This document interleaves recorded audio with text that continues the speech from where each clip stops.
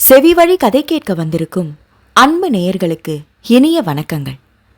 எழில் அன்பு audio novels சேனலுக்கு உங்களை அன்புடன் வரவேற்கும் நான் உங்கள் RJ பிரீத்தி. கதை கேட்போம், காதுகளுக்கு இனிமை சேர்ப்போம். இந்த ஆடியோ நாவல் உங்களுக்கு பிடிச்சிருந்தா லைக் பண்ணுங்க. உங்க கருத்துக்களை கீழே கமெண்ட்ஸ்ல சொல்லுங்க. உங்க நண்பர்களுக்கும் ஷேர் பண்ணுங்க. நம்ம சேனலில் தொடர்ந்து கதைகளை கேட்டு மகிழ சப்ஸ்கிரைப் பண்ணுங்க. கூடவே பெல் பட்டனையும் தட்டிவிடுங்க. இப்ப கதை கேட்கலாம் வாங்க. எழுத்தாளர் எழில் அன்பின் தூரிகையானாய் காரிகையே. அத்தியாயம் 21. அன்று காலை ஆட்கள் பொருட்களை எடுத்து வைத்துவிட்டு செல்லவும் வேலைக்கு செல்ல தயாராகி கிளம்பி வந்தாள் பிரதன்யா. மருமகள் கொண்டு வந்த சீதன பொருட்களை எல்லாம் பார்த்து அகமகிழ்ந்து கொண்டிருந்த சாந்தியை கண்டாள். அவரின் மகிழ்ச்சியை வெறுமையாக பார்த்தாள். மாமியாரின் மனநிலை அவளுக்கு புரிந்தது. தன் வேலையில் பலவிதமான மனிதர்களை பார்ப்பவளுக்கு அவரை புரிந்து கொள்வது ஒன்றும் அவ்வளவு கடினமாக இருக்கவில்லை. குடும்ப சூழ்நிலையில் உள்ள யதார்த்தம் அறிந்தவள். அதனால்தான் நான் சீதனம் கொண்டு வரவில்லை என்று எப்படி குறை சொல்லலாம் என்று குதிக்காமல் உடனே பொருட்களை கொண்டு வர செய்தாள்.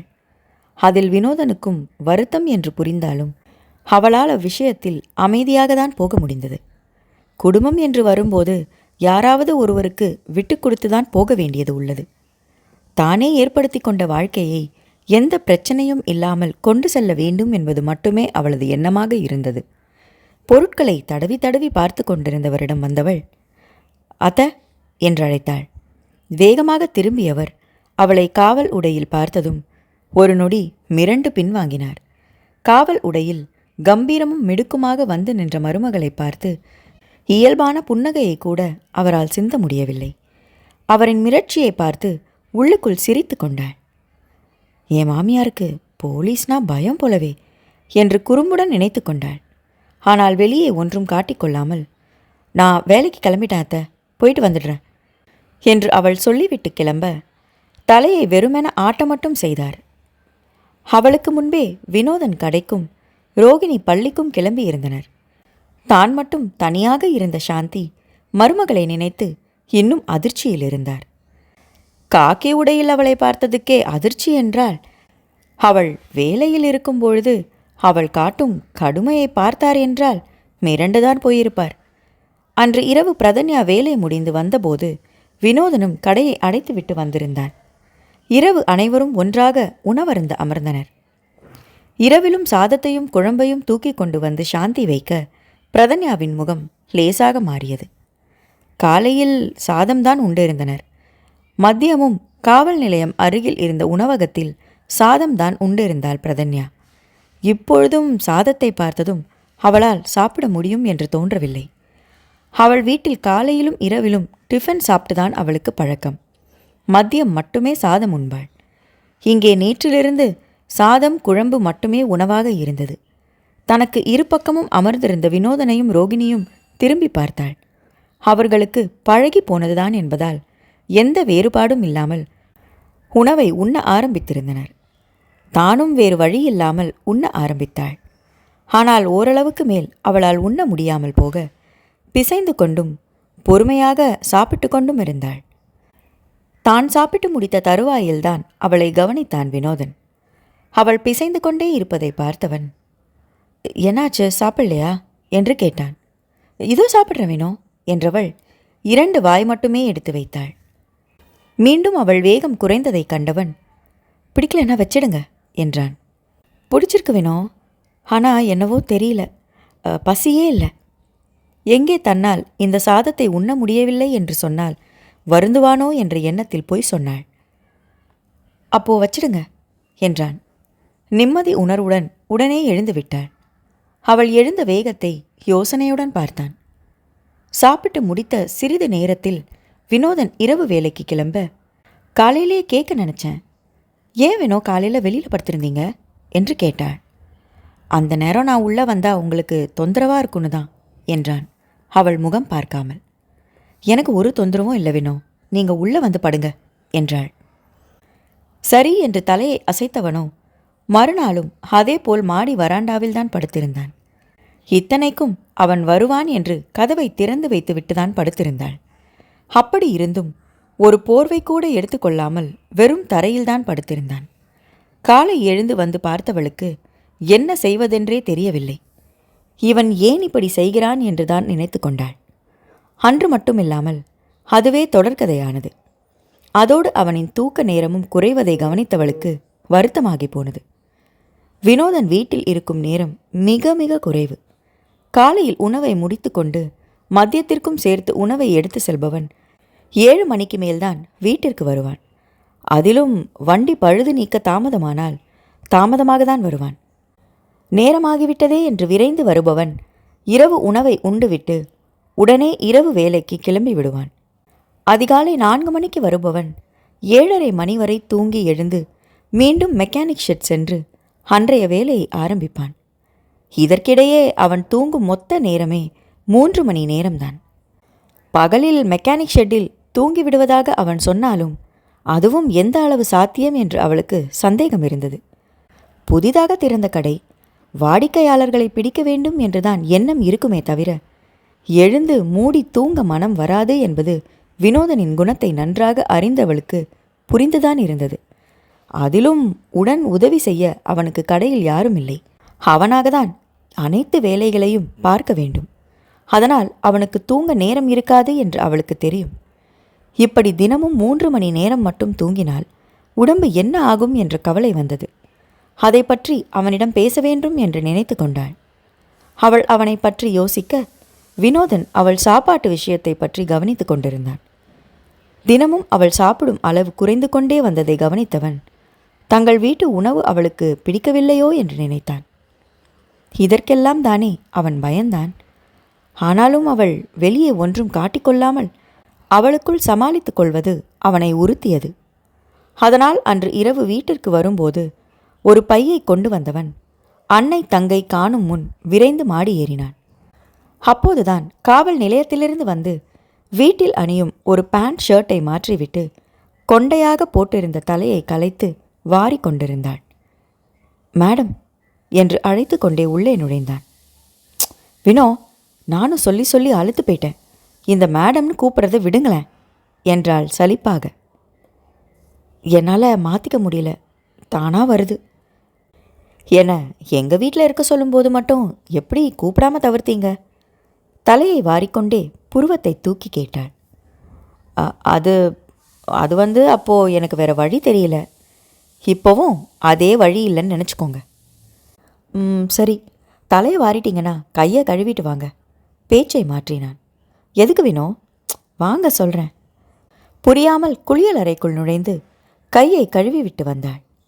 அவள் வந்தபோது கட்டிலின் மேல் ஒரு பார்சலை பிரித்து வைத்திருந்தான். அதில் பரோட்டாவும் சிக்கன் கிரேவியும் இருக்க, என்ன வினோ இது என்று கேட்டாள். உங்களுக்காக தான் வாங்கிட்டு வந்தேன். எனக்காகவா? ஏன்? அப்படியே இருந்தாலும் கீழே சாப்பிடும்போது கொடுக்க வேண்டியது தானே, இங்கே ஏன் கொண்டு வந்தீங்க? கீழே எல்லாரும் பகிர்ந்து சாப்பிட்ருக்கலாமே என்று கேட்டவளுக்கு உடனே அவனால் பதில் சொல்ல முடியவில்லை. எல்லாருக்கும் வாங்கிட்டு வரல, உங்களுக்கு மட்டும்தான் வாங்கிட்டு வந்தேன். ஏன்? ஏன்னா உங்களுக்கு எங்கள் வீட்டு சாப்பாடு பிடிக்கல போல, சரியா சாப்பிடவே மாட்டேங்கிறீங்க. நான் சம்பாதிக்கிற காசுக்கு விதவிதமாக டிஃபன் செஞ்சு கொடுங்கன்னு என்னோட அம்மா கிட்ட என்னால் கேட்க முடியாது. இருக்கிறத சாப்பிட்டு எனக்கும் என் தங்கைக்கும் பழகி போயிடுச்சு. எங்கள் கஷ்டம் உங்களுக்கு வேண்டாம் என்றான். கணவனை வெறித்து பார்த்தாள் அவள். தன்னை கவனித்திருக்கிறான் என்பதில் ஒரு புறம் சந்தோஷம்தான் என்றாலும் அவனின் தன்னிறக்கமும் அதே நேரம் அவளை தாக்கவும் செய்தது. அவன் விரித்து வைத்த பார்சலை மீண்டும் கட்டியவள், இனி இந்த வீட்டில் உங்களையும் ரோகிணியும் போலதான் நானும் வினோ. இதை எல்லாருமே பகிர்ந்து சாப்பிடுவோம். அது ஒரு வாய் உணவாக இருந்தாலும் பரவாயில்ல. இது எல்லாருக்கும் பத்தாது என்று அவன் சொல்ல வருவதை யூகித்து ஒரு வாயாக இருந்தாலும் என்று முடித்து வைத்தாள். நீங்கள் எனக்கு வாங்கிட்டு வந்ததில் சந்தோஷந்தான் வேணும். அதே நேரம் இப்படி வீட்டில் இருக்கிறவங்களுக்கு மறைச்சி சாப்பிட எனக்கு மனசு வராது. இனி இப்படி எனக்கு மட்டும் வாங்கிக்கிட்டு வராதீங்க என்றாள். நீங்கள் சரியாக சாப்பிடாமல் இருக்கிறத பார்த்துட்டு என்னால் எப்படி சும்மா இருக்க முடியும்? எனக்கு சாப்பாட்டில் எந்த குறையும் இல்லை வினோ. எனக்கு 3 நேரமும் சாப்பாடு சாப்பிட்டு பழக்கம் இல்லை, அதுதானே தவிர வேற எதுவுமே இல்லை. இனி பழகிக்கிறேன் என்றாள். பேசிக்கொண்டே கீழே சென்றவள் சொன்னபடி வாங்கி வந்ததை ரோஹிணி சாந்தி வினோதனுக்கும் பகிர்ந்து கொடுத்துவிட்டே உண்டாள். சாந்தி வைத்த சாதத்தையும் எந்த சுணக்கமும் காட்டாமல் உண்டுவிட்டு எழுந்தாள். இதில் அவனிடம் பேச வேண்டும் என்று நினைத்தது தள்ளி போனது. காலையில் எழுந்தவள் வினோதன் வெளியே படுத்திருப்பதை பார்த்த பிறகுதான் அவனிடம் தான் பேச நினைத்தது ஞாபகத்துக்கு வந்தது. இப்போது எழுப்பினாள். இந்த 3 மணி நேர உறக்கம் கூட அவனுக்கு இல்லாமல் போகும் என்பதால் அமைதியாக இருந்து விட்டாள். அதோடு அவளுக்கு அன்று வேலை அதிகமாக இருந்தது. ஒரு கேஸ் விஷயமாக அவசரமாக செல்ல வேண்டியது இருந்ததால் அவன் எழும்பும் முன்னே கிளம்பி சென்றிருந்தாள். சில விஷயங்களில் அந்த வீட்டில் அவளால் ஒன்ற முடியவில்லை என்றாலும் ஒன்றிக்கொள்ள முயற்சி செய்தாள் பிரதன்யா. எதுவுமே இலகுவாக இல்லைதான். அவள் பேச்சுதான் என்னால் முடியும் என்று இலகுவாக இருந்ததை தவிர செயல் என்று வரும்போது தடுமாறவே செய்தாள். ஆனாலும் சமாளித்து கொண்டாள். வினோதனுக்காகத்தான் அதுவும் என்று சொன்னால் பொருத்தமாக இருக்கும். அவளின் தடுமாற்றம் ஒவ்வொன்றையும் அவன் நுணுக்கமாக கவனித்தான். அவள் தடுமாறும்போது அவனிடம் சோர்வு. இதற்குதான் இந்த கல்யாணம் வேண்டாம் என்ற பாவனை, கழிவிறக்கம் எல்லாம் அவனிடம் வந்து போக அவனுக்காகவே தன்னை மாற்றிக்கொள்ள முயன்றாள். அவன் வேலை வேலை என்று ஓட அதற்கு குறையாமல் இவளும் ஓடினாள். இரவு டியூட்டி, பகல் டியூட்டி என்று அவளுக்கும் மாறி மாறி வேலை இருந்தது. அன்றும் அவள் இரவு வேலைக்கு கிளம்ப ஜீப்பிற்காக காத்திருக்க ஜீப் ரிப்பேர் என்று ஃபோன் தான் வந்தது. அதனால் டாக்ஸியை பிடித்து போய்கொள்ளலாம் என்று டாக்ஸிக்கு புக் செய்தாள். அது வரும் நேரத்திற்காக காத்திருந்தபோது அப்போது வீட்டு பாடம் செய்து கொண்டிருந்த ரோகிணி அவளை நிமிர்ந்து பார்த்தாள். காக்கி உடையில் பார்த்த அவளின் கம்பீரம் ரோகிணிக்கு ஒருவித பயத்தை கொடுத்தது. ஒரே வீட்டில் இருந்தாலும் பிரதன்யாவிடம் அண்ணி என்று அவளால் உரிமையுடன் பழக முடியவில்லை. பிரதன்யா இலகுவாகவே பழக முயன்றாலும் எட்டவே நின்றாள். கேட்டதற்கு மட்டுமே ரோகிணியிடமிருந்து பதில் வரும். இப்போது பாடம் எழுதுவதும் அவளை பார்ப்பதுமாக இருக்க பிரதன்யா அவளை கண்டுவிட்டாள். என்ன ரோகிணி, என்கிட்ட எதுவும் கேட்கணுமா என்று கேட்க மறுப்பாக வேகமாக தலையை அசைத்தாள். பேசுறதுக்கு ஒன்றும் இல்லாமையா பார்த்துக்கிட்டே இருக்க, என்னன்னு தயங்காம சொல்லு என்றாள். இவர்களின் பேச்சை கவனிக்காமல் சமையல் அறையில் எதையோ உருட்டி கொண்டிருந்தார் சாந்தி. அதென்னவோ பிரதன்யாவை காக்கி உடையில் பார்த்துவிட்டால் போதும். அவள் வெளியே கிளம்பும் போதும் உள்ளே வரும்போதும் அவளை பார்க்கவே மாட்டார். போலீஸ் என்றாலே பாமர மக்களுக்கு இருக்கும் சாதாரண பயம் அவருக்கும் இருந்தது. அதுவும் பிரதன்யாவை அந்த உடையில் பார்த்துவிட்டால் அவள் மருமகள் என்ற நினைப்பு கூட அவருக்கு வராது. இதுக்கு பயந்துக்கிட்டு தான் அந்த பையன் போலீஸ் வேலையை விடு, அப்போதான் தாலி கட்டுவேன்னு சண்டை போட்டானோ என்று கூட நினைத்திருக்கிறார். என்னதான் நினைத்து கொண்டாலும் அவருக்கு என்னவோ பயம்தான். அது அது நீங்கள் இந்த ட்ரெஸ்ஸில் வித்தியாசமாக இருந்தீங்க, அதான். பிரதன்யாவின் கேள்விக்கு தயங்கி தயங்கி பதில் சொன்னாள் ரோகிணி. தன்னை குனிந்து பார்த்து கொண்டவள் கம்பீர சிரிப்புடன் ரோகிணியை பார்த்தாள். நான் விரும்பி போட்டுக்கிட்ட ட்ரெஸ். என்னதான் நம்ம விதவிதமாக ட்ரெஸ் செஞ்சாலும் நமக்கு ஒரு அடையாளத்தை கொடுக்குற ட்ரெஸ்ஸை போடுறதே அலாதி இன்பந்தான் என்று லைத்து கூறியவளை இமை சிமிட்டாமல் பார்த்தாள் ரோகிணி. அந்த நேரம் அவளுக்கு மனதில் ஆசை துளிர்விட்டது. தானும் இப்படி தனக்காக ஒரு அடையாளத்தை தேடிக்கொள்ள வேண்டும் என்று. இப்பொழுது +2 படித்து கொண்டிருந்தாலும் இன்னும் அடுத்து என்ன படிப்பது என்ற ஐடியா இதுவரை அவளுக்கு இருந்ததில்லை. அவளுக்கு தெரியும் தன் அண்ணன் இப்பொழுது கஷ்டப்பட்டுதான் தன்னை படிக்க வைக்கிறான் என்று. அவனுக்கு மேலும் மேலும் சுமையை கூட்டாமல் என்ன படிக்க முடியுமோ அது படித்தால் போதும் என்ற எண்ணம்தான் அவளுக்கு இருந்தது. அதனால் இதுவரை எதுவும் மனதில் ஆசை வளர்த்து கொள்ள விரும்பவில்லை அவள். ஆனால் இப்பொழுது தன் அண்ணியை பார்த்து அவளுக்கு ஆசை வந்தது. அவர்கள் பேசிக் கொண்டிருந்த போதே டாக்ஸி வந்துவிட, பாய் ரோகிணி, உங்கள் அண்ணா வந்ததும் சொல்லிடு, நான் கிளம்புறேன் என்று சொல்லிவிட்டு கிளம்பிவிட்டாள். அப்பொழுது இரவு 8 மணி. பிரதன்யா சென்ற டாக்ஸி அப்பொழுது மெக்கானிக் ஷெட் வழியாக செல்ல ஜன்னல் வழியாக கடையை பார்த்தாள். கடையின் முன் ஒரு அழுக்கு பேண்ட் சட்டை அணிந்து ஒரு பைக்கை பிரித்து சரிபார்த்து கொண்டிருந்தான் வினோதன். அவன் நெற்றியிலிருந்து வழிந்த வேர்வையை கூட பொருட்படுத்தாமல் வேலையில் கண்ணும் கருத்துமாக இருந்ததை கண்டாள். அவன் அணிந்திருந்தது அழுக்கு பேண்ட் சட்டையாக இருந்தாலும் அவனுக்கு பிடித்த வேலையை செய்து கொண்டிருந்த திருப்தி அவன் முகத்தில் தெரிந்தது. அந்த அழுக்கு உடையை பார்த்து பிரதன்யா சிறிதும் முகம் மாறவில்லை. தன் கணவன் இப்படி இருக்கிறானே என்று கவலையும் கொள்ளவில்லை. தானும் தன் கணவனும் தங்களுக்கு பிடித்த வேலையை பார்க்கிறோம் என்ற மன திருப்திதான் அந்த நேரம் அவளுக்கு. ஆனால் பிரதன்யா அந்த நிமிடம் ஒன்றை மறந்து போனாள். தாங்கள் இருவரும் வேலைக்கு கொடுத்த முக்கியத்துவத்தை வாழ்க்கைக்கு கொடுக்கவில்லை என்பதை உணரவில்லை. திருமணம் முடிந்து 1 மாதம் கடந்த பிறகும் இருவருமே வாழ்க்கையை அதன் போக்கில் விட்டு வேலை வேலை என்று ஓடிக்கொண்டிருந்தனரே தவிர மனதின் நுண்ணிய உணர்வுகளுக்கு இடம் கொடுக்கவில்லை. தாம்பத்திய வாழ்வில் இருக்கும் நுண்ணிய உணர்வுகளை பற்றி யோசிக்கவும் இல்லை. நூலில் கட்டிய பொம்மை போல அவர்களின் நுண்ணிய உணர்வுகளும் வெளிப்படாமல் உள்ளுக்குள் ஆடிக்கொண்டிருந்ததை இருவருமே உணரவும் இல்லை. அத்தியாயம் 22. இருமனம் இணைவதுதான் திருமணம். ஆனால் அனைத்து திருமண வாழ்விலும் இருமனமும் இணைந்து விடுமா என்று கேட்டால் பெரிய கேள்விக்குறிதான் இருவருக்கிடையேயும் நிற்கும். திருமண வாழ்வை சரியான வழியில் செலுத்துபவர்களும் உண்டு. கிடைத்த வாழ்வை ஏனோ தானோ என்று வாழ்பவர்களும் உண்டு. புரிதல் இல்லாமல் சொதப்பியவர்களும் உண்டு. வாழ்ந்துதானே ஆக வேண்டும் என்ற சலிப்புடன் வாழ்க்கையை நெட்டி தள்ளுபவர்களும் உண்டு. காதல் திருமணமோ பெற்றவர்கள் பார்த்து செய்து வைக்கும் திருமணமோ எதுவாக இருந்தாலும் இந்த உண்டுக்களுடன் தான் வாழ்க்கையை வாழ்ந்து கொண்டிருப்பர். அப்படி இருக்க சந்தர்ப்ப சூழ்நிலையால் திருமணத்தில் இணைந்த வினோதன் பிரதன்யா வாழ்வில் மட்டும் எல்லாம் உடனே சரியாக சென்றுவிடுமா என்ன? அவர்களுக்குள் இருக்கும் ஏற்றத்தாழ்வே இருவருக்கும் இடையே பெரிய இடைவெளியை கொடுக்க போதுமானதாக இருந்தது.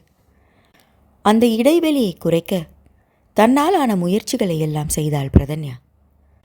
ஆனால் ஒரு திருமண வாழ்விற்கு கணவன் மனைவி இருவருமே தங்கள் பங்களிப்பை செயல்படுத்த வேண்டுமே. ஆனால் வினோதன் மனைவி என்ற நிலையில் பிரதன்யாவை நெருங்கவே யோசித்து தள்ளி நிற்க அவனாலும் ஓரளவுக்கு மேல் ஒன்றும் செய்ய முடியவில்லை. அப்படியும் ஏதாவது செய்ய வினோதன் வீட்டில் இருக்க வேண்டும். ஆனால் அவன் வீட்டில் இருக்கும் நேரம் மிக மிக குறைவு. வீட்டில் இருக்கும் சொற்ப நேரமும் கூட மரியாதை பார்வையுடன் மனைவியை விட்டு தள்ளி நின்றான். அவள் சொல்லி பார்த்தும் அவன் மரியாதையை கைவிடுவதாக இல்லை. அதோடு இன்னும் மாடி வராண்டாவில்தான் படுத்து கொண்டான். அதையும் உள்ளே வந்து படுக்கும்படி அவனிடம் சொல்லிவிட்டாள். ஆனாலும் அவன் அதை செயல்படுத்த முனையவே இல்லை. அதற்கு மேல் கணவனே என்றாலும் எப்படி என்னுடன் வந்து படு என்று மீண்டும் மீண்டும் சொல்ல முடியும் என்ற தயக்கம் அவளை ஆட்கொள்ள அவளால் அவன் வெளியே படுப்பதை தடுக்க முடியவில்லை. அது மட்டுமல்ல, வினோதன் சரியாக தூங்காமல் வேலை வேலை என்று ஓடியதையும் தடுக்க முடியவில்லை. அவளும் வேலையில் பிஸியாக இருந்தாள். இருவரும் ஆளுக்கு ஒரு பக்கம் ஓட அவர்களின் திருமண வாழ்க்கையும் எந்த பக்கம் செல்வது என்று திக்கு திசை அறியாமல் ஓடிக்கொண்டிருந்தது. அன்று காலையில், அம்மா எனக்கு வேலை இருக்குன்னு சொன்னால் விடுங்களேன், என்னால் வர முடியாது என்ற குரல் கேட்டு வெளியே படுத்திருந்த வினோதனின் உறக்கம் கலைந்து போனது. என்னை ஏன் இப்போ வான்னு சொல்கிறீங்க? அங்கே வந்து என்ன செய்ய என்று பிரதன்யா தன் அம்மாவிடம் பேசி கொண்டிருப்பதை புரிந்து புரண்டு படுத்து இன்னும் சிறிது நேரம் உறங்க முயன்றான். அம்மா, நான் ஏற்கனவே சொல்லிட்டேன், என்னை மட்டும் தனியாக கூப்பிட்டா நான் வரமாட்டேன்னு. முறையெல்லாம் சரியாக கடைப்பிடிக்கிறவங்க தானே நீங்கள். ஆனால் என் விஷயத்தில் அப்படியா இருக்கீங்க? மாப்பிள்ளையும் பொண்ணையும் சேர்ந்து தான் வீட்டுக்கு கூப்பிடணுங்கிற முறையை கூட செய்யாமல் நான் மட்டும் வந்தால் போதும்னு நீங்கள் நினைக்கிறது சரியில்லைம்மா என்று அவள் அன்னையிடம் கோபத்துடன் பேசி கொண்டிருக்க அதற்கு மேல் அவனுக்கு உறக்கம் வரவில்லை. மகளை புகுந்த வீட்டில் விட்டு சென்ற பிறகு சுகன்யா இங்கே வரவே இல்லை. ஆனாலும் மகளை பார்க்க வேண்டும் போல இருக்க அவளை அங்கே அழைத்து கொண்டிருந்தார். ஆனால் அழைப்பு அவளுக்கு மட்டும்தான். மருமகனையும் அழைக்க வேண்டும் என்று அவர் நினைக்கவில்லை. கணவனையும் அழைத்தால்தான் வருவேன் என்று மகள் சொன்ன பிறகும் அவர் அழைக்கவில்லை. அதுதான் பிரதன்யாவிற்கு கோபம். கணவனை அழைக்காத வீட்டிற்கு தானும் வரமாட்டேன் என்று மறுத்து கொண்டிருந்தாள். அவனுக்கு தான் இந்த வீட்டோட ஒட்ட முடியலையே. அவனை கூப்பிட்டு திரும்ப இங்கே இருந்து சொல்லாமல் கொள்ளாமல் ஓடி போவா? சுகன்யா எகத்தாளமாக கேட்க இங்கே அவளுக்கு சுறுசுறுவென்று கோபம் ஏறியது. அம்மா போதும், நிறுத்துங்க. வினோ என் ஹஸ்பண்ட். அந்த ஞாபகம் கொஞ்சமாவது இருந்தால் இப்படி மரியாதை இல்லாமல் பேசுவீங்களா? உங்களுக்கு கொஞ்சமாவது என் மேலே பாசம் இருந்தால் இப்படி பேசுவீங்களா என்று கத்தினாள். பாசம் இருக்கிறதுனால தான் நீ ஒரு சாதாரண மெக்கானிக்கை கல்யாணம் பண்ணிக்கிட்டதை தாங்க முடியாமல் பேசுகிறேன்னு உனக்கு புரியலையா தன்யா? எப்படி அமைய வேண்டிய வாழ்க்கை, ஆனால் நீ இப்போ எப்படி வாழ்ந்துக்கிட்டு இருக்க? நினைக்க நினைக்க என் மனசே ஆறலை. ஏன் எப்படி வாழ்ந்துக்கிட்டு இருக்க? நான் ரொம்ப நல்லா இருக்கேன். நீங்கள் என்னை பற்றி ஒன்றும் கவலைப்பட வேண்டாம். எது அந்த புறா கூண்டுக்குள்ளே வாழ்கிற வாழ்க்கை ஒரு வாழ்க்கையா? உண்மையை சொல்லு.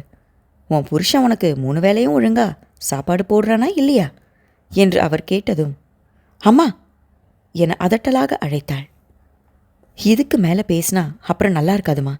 இனி என்னை உங்கள் வீட்டுக்கு கூப்பிடவும் செய்யாதீங்க, எனக்கு ஃபோனும் பண்ணாதீங்க என்று கோபமாக சொல்லிவிட்டு அழைப்பை துண்டித்து விட்டாள். சுகன்யா என்ன பேசினார் என்று தெரியவில்லை என்றாலும் பிரதன்யா பேசியது அனைத்தையும் கேட்ட வினோதனுக்கு வருத்தமாக இருந்தது.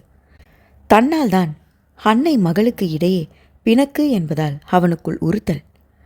அதோடு மதிப்பும் மரியாதையும் பணம் இருந்தால்தான் கிடைக்கிறது என்று நினைத்தவனின் உதடுகளில் வறட்சியான புன்னகை நெளிந்தது.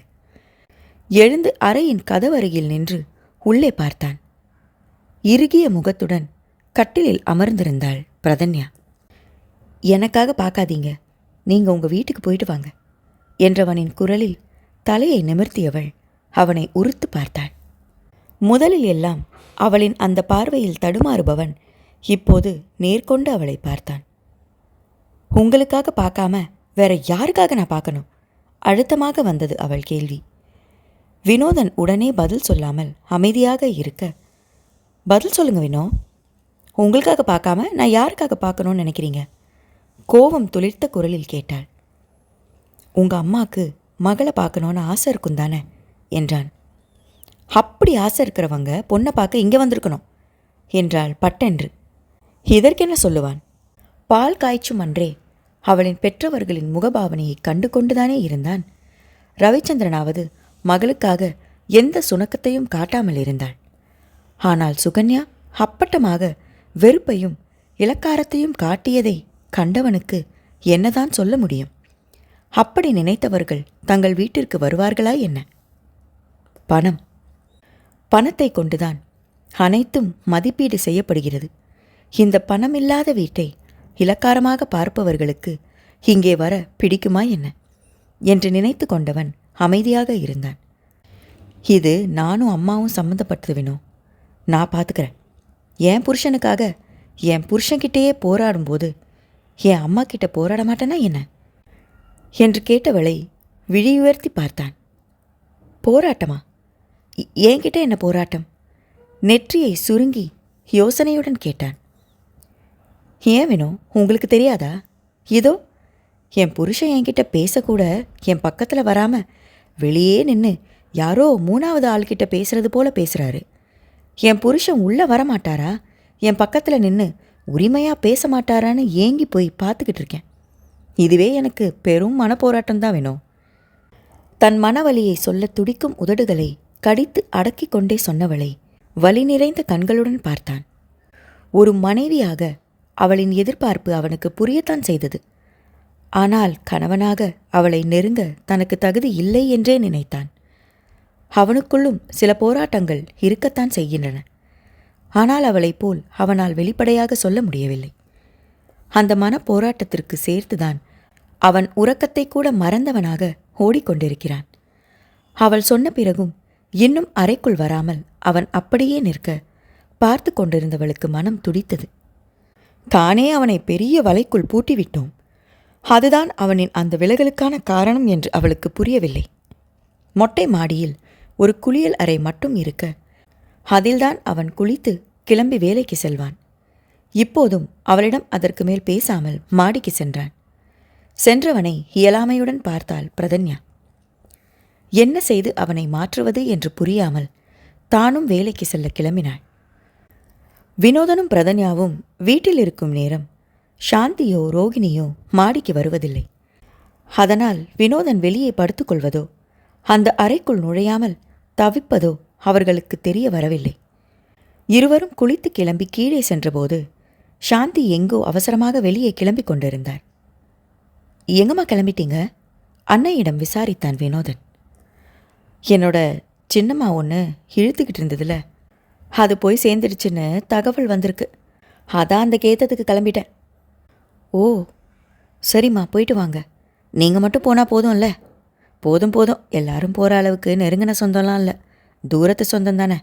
நான் மட்டும் போயிட்டு வந்துடுறேன். நீ வீட்டை பார்த்துக்கோ. ரோகிணி சாயந்தரம் வந்தா தனியாக இருப்பா. ஒரு 8 கவனிச்சுக்கோ. மத்தியானத்திற்கும் சேர்த்து சோறு வச்சுருக்கேன். நைட்டுக்கு என்ன செய்யறதுன்னு பார்த்துக்கோ. ரோகிணிக்கு வேற சோறாக்க தெரியாது என்றவரின் பார்வை மருமகளை தொட்டு மீண்டது. பிரதன்யா அந்த வீட்டிற்கு வந்ததிலிருந்து சமைத்ததே இல்லை. அவளுக்கு சமையல் தெரியுமா இல்லையா என்றும் தெரியவில்லை. பெரிய வீட்டு பெண் சொகுசாக வளர்ந்திருப்பாள் என்று நினைத்து கொண்டாலும் அவளுக்கு சமையல் தெரியுமா என்று அவர் கேட்டுக்கொள்ளவில்லை. நாங்கள் என்ன செய்யறதுன்னு பார்த்துக்கிறோம் அத்தை, நீங்கள் போயிட்டு வாங்க. அவரின் பார்வையை உணர்ந்து பதில் தந்தாள்.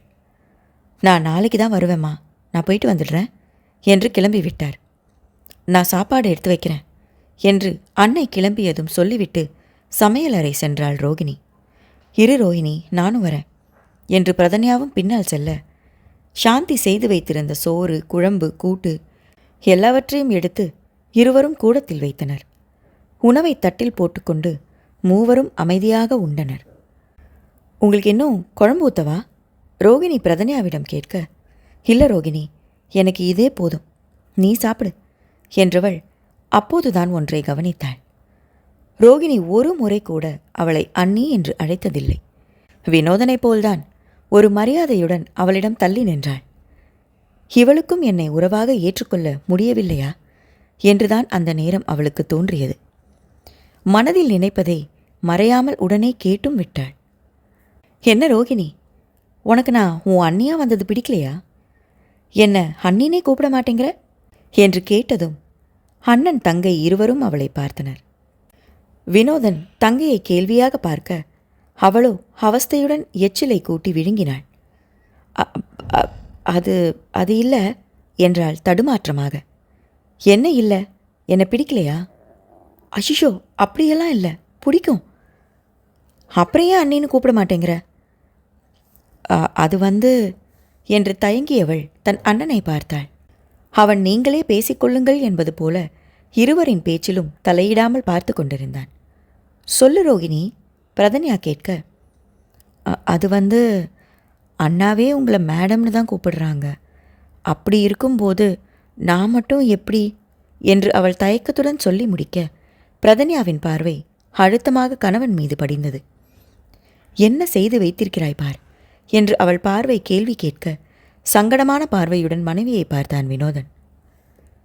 இதற்கு நீயே பதில் சொல் என்பது போல் அவள் குறிப்பு காட்ட தங்கையின் புறம் திரும்பினான் வினோதன். நான் கூப்பிட்டா நீ ஏன் அதை கவனிக்கிற ரோகிணி? நீ அண்ணின்னு கூப்பிடு என்றான். இல்லைனா நான் மட்டும் எப்படி என்று இன்னும் ரோகிணி தயங்க, ரோகிணிமா, அண்ணா சொல்கிறத கேட்பியா இல்லையா அழுத்தமாக கேட்க, சரிண்ணா என்று வேகமாக தலையை அசைத்தாள். அவ்வளவுதான், பேச்சு முடிந்தது என்பது போல அவன் தன் உணவை தொடர, இவன் மாறமாட்டான், ஆனால் மாற்றிக்கொள்ள வைப்பானோ என்று பார்த்தாலும் பிரதன்யா அவர்கள் பேச்சில் தலையிடவில்லை. இனி நான் அண்ணின்னு கூப்பிடுவேன் அண்ணி, இந்தாங்க கூட்டு இன்னும் கொஞ்சம் வச்சுக்கோங்க அண்ணி என்று உறவை சொல்லி அழைக்க ஆரம்பித்தாள் ரோகிணி. நீங்கள் நான் சொன்னப்போ மாற்றியிருந்தாலே ரோகிணியும் மாற்றியிருப்பதானே வினோ? சாப்பிட்டு முடித்து ரோகிணி பள்ளிக்கு கிளம்பியதும் கேட்டாள் பிரதன்யா. அதான் இப்போ நான் சொன்னதும் மாற்றிக்கிட்டாளே மேடம், அப்புறம் என்ன என்று அவன் இலகுவாக கேட்க கணவனை முறைத்தாள்.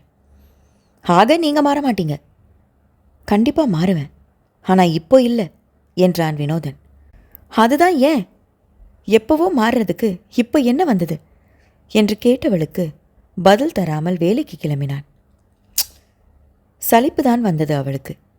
அன்று இரவு மனைவி வரும் நேரத்திற்கு தான் வீட்டிற்கு வந்தான் வினோதன். ரோகிணி அவள் அறையில் படித்து கொண்டிருந்தாள். அவளை பார்த்துவிட்டு சமையல் அறைக்கு சென்றான். அண்ணா, நைட்டுக்கு சாப்பாடு என்ன செய்ய போகிறோம் என்று கேட்டபடி வந்தாள் ரோகிணி. நான் செய்கிறேன், நீ போய் படிமா. உங்களுக்கு செய்ய தெரியுமா வியந்து கேட்டாள். அம்மா சோறாக்கும்போது பார்த்துருக்கேன் தானே, செஞ்சு பார்க்குறேன் என்று அவர்கள் பேசிக்கொண்டு இருக்கும்போது வேலையிலிருந்து வந்தாள் பிரதன்யா. அவர்கள் சமையல் அறையில் இருப்பதை பார்த்து அங்கே வந்தவள், 2 பேரும் என்ன செய்கிறீங்க என்று விசாரித்தாள். அண்ணா இன்னைக்கு சமைக்க போகிறாரா அண்ணி? உங்க அண்ணாவா? என்று கணவனை பார்க்க ஆமாம் என்று தலையை அசைத்தான். என்ன செய்ய போறீங்க? சாதந்தான். ஓ, வெயிட் பண்ணுங்க, நான் வந்துடுறேன். நீங்கள் எதுவும் செய்ய வேண்டாம் என்றவள் மாடி ஏறி சென்றாள். இலகுவான உடைக்கு மாறி வந்தவள் கையில் ஒரு பை இருக்க அதை சமையல் மேடையில் வைத்தாள். என்ன இது, சாப்பாடு வாங்கிட்டு வந்திருக்கீங்களா? வினோதன் கேட்க, இல்லை வினோ என்றவள் பையில் இருந்த பொருட்களை வெளியே எடுத்து வைத்தாள். கோதுமை மாவு, பன்னீர், உருளைக்கிழங்கும் இன்னும் சில மல்லிகை பொருட்களை எடுத்து வைத்தாள். இதெல்லாம் எதுக்கு நீங்கள் வாங்கிக்கிட்டு வந்தீங்க? சொன்னா நான் வாங்கிட்டு வந்திருப்பேனே என்றவனை இடுப்பில் கையை வைத்து முறைத்தாள். ஏன், நான் வாங்கிட்டு வந்ததில் இப்போ என்ன குறைஞ்சிடுச்சு? இல்லை, உங்களுக்கு தான் செலவு என்றவனை 2 அடி போடுவோமா என்பது போல் பார்த்தாள். இது என் வீடு வினோ, என் வீட்டுக்கு நான் செலவு பண்ணுறேன் என்றாள். ஆனாலும் என்றவன் தன் பிடித்தமின்மையை அப்பட்டமாக முகத்தில் காட்டினான். சோ, என் காசில் சாப்பிட மாட்டீங்க என்றவள் வேகமாக வெளியே எடுத்து வைத்த பொருட்களை எல்லாம் மீண்டும் உள்ளே எடுத்து வைத்தாள். நான் போய் இதை ரிட்டர்ன் கொடுத்துட்டு வந்துடுறேன். அப்படியே எனக்கு மட்டும் நான் வெளியில் சாப்பிட்டுக்கிறேன். இப்போ மட்டும் இல்லை, எப்போவுமே. எனக்கும் யார் காசுலையும் சாப்பிட வேண்டாம் என்றவள் பையை தூக்கி கொண்டு வாசலை நோக்கி செல்ல போக, ஷபா, இவங்களுக்கு எவ்வளோ கோவம் வருது என்று நினைத்த வினோதன் அவளின் கையை பிடித்து தடுத்தான். இது உங்க வீடு, என்ன செய்ய நினைக்கிறீங்களோ செய்யுங்க என்றான். நிஜமாவா? அப்புறம் பேச்சு மாற மாட்டீங்களே? அவன் முகத்தை கூர்ந்து பார்த்து கேட்டாள். மாறமாட்டேன் என்று தலையை அசைத்தான் வினோதன். ஓகே, நீங்க போங்க, நான் சமைச்சிட்டு கூப்பிடுறேன் என்றவளை இப்பொழுது அவன் வியப்பாக பார்த்தான். என்ன பார்வை, இவெல்லாம் சொகுசா வாழ்ந்திருப்பா, இவளுக்கு சமைக்க கூட தெரியுமான்னு பார்க்குறீங்களாக்கும் கிண்டலாக கேட்டாள். வினோதன் அவளுக்கு வாயை திறந்து பதில் சொல்லவில்லை என்றாலும் அவன் பார்வை அதைத்தான் சொன்னது. சொகுசாதான் வாழ்ந்திருக்கேன், ஆனால் சொகுசு மட்டும் வாழ்க்கைன்னு நினைக்கிறவ இல்லை. லீவில் வீட்டில் இருக்கும்போது சமையல் பண்ணுவேன். அதோட என்னோட வேலைக்கு எப்போவும் வீட்லேயே சொகுசாக இருக்க முடியாது. சமையலெல்லாம் அத்தியாவசிய தேவை. தெரிஞ்சு வச்சுக்கிறது தான் என்னோட வேலை சூழ்நிலைக்கும் உதவும் என்று அவனிடம் பேசிக்கொண்டே கோதுமை மாவில் தண்ணீர் ஊற்றி பிசைய ஆரம்பித்தாள். உதவி செய்ய வரவா என்று கேட்ட ரோகிணியை படிக்க அனுப்பிவிட்டு தானே செய்ய ஆரம்பித்தாள். வினோதன் அங்கிருந்து நகராமல் அவள் கேட்பதை எடுத்து கொடுத்து கொண்டிருந்தான்.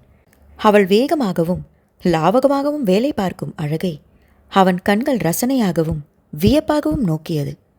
1/2 மணி நேரத்தில் சப்பாத்தியும் பன்னீர் குருமாவும் தயார் செய்து வைத்து சாப்பிட அமர்ந்தனர். ஹை சப்பாத்தி என்று துள்ளி குதித்தாள் ரோகிணி. அவளின் சந்தோஷத்தை வினோதனும் பிரதன்யாவும் புன்சிரிப்புடன் பார்த்தனர்.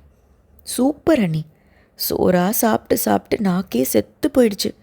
அம்மாவை வேற செய்ய சொன்னா காசு என்ன, உங்கள் அப்பா நான் வச்சுட்டு போனான்னு திட்டுவாங்க. என்னைக்காவது தான் இட்லி தோசை செய்வாங்க, இப்படி சப்பாத்தியெல்லாம் செஞ்சதே இல்லை என்று படபடவென்று பேசிக்கொண்டே உணவை ரசித்து உண்ண ஆரம்பித்தாள். ரோகிணி, அமைதியா சாப்பிடு என்று அண்ணனாக கடிந்தான் வினோதன். தங்கையின் முகம் சுருங்கியது. அவளை ஏன் திட்டுறீங்க வினோ? சின்ன பொண்ணு, அவ மனசுல இருந்தது வந்துடுச்சு என்று கணவனை கடிந்து கொண்டவள், இனி நான் இது போல எனக்கு நேரம் கிடைக்கும் போதெல்லாம் செஞ்சு தரேன் ரோகிணி, உனக்கு என்ன வேணுமோ தயங்காம என்கிட்ட கேளு என்று வாஞ்சையுடன் சொல்ல வேகமாக தலையை சந்தோஷமாக அசைத்தாள் ரோகிணி. மனைவியும் தங்கையையும் பிணைப்புடன் பேசுவதைக் கண்டு உதட்டில் தவழ்ந்த புன்னகையுடன் மனைவி முதல் முறையாக சமைத்து தந்ததை ரசித்து உண்டான் வினோதன்.